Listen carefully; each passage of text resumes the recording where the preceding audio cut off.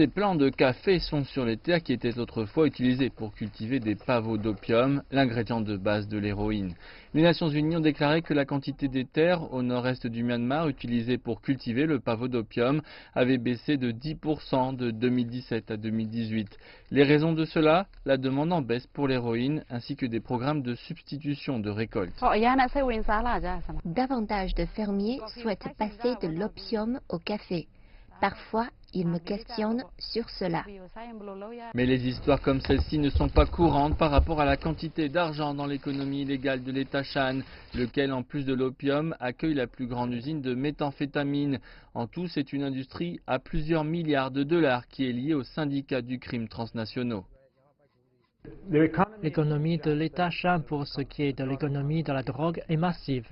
Dans de nombreuses régions productrices de drogue, des insurgés et des minorités ethniques combattent l'armée du Myanmar et les milices liées à l'armée depuis des décennies. Au cours des 50 dernières années, les drogues et les conflits ont été intimement liés au Myanmar et ne peuvent être séparés. Et ce n'est pas l'un qui alimente l'autre, car les conflits sont liés aux politiques. Ce sont des conflits politiques non résolus. Pour qu'un conflit dure, il faut de l'argent, il en faut partout pour acheter des armes, pour acheter des accès, pour acheter la voie à suivre. Cela requiert de l'argent et les drogues fournissent cela. De l'autre côté de ces montagnes, ils cultivent encore de l'opium et produisent des méthamphétamines. Ce sont essentiellement des zones sans loi et les drogues produites là-bas circulent à travers la région.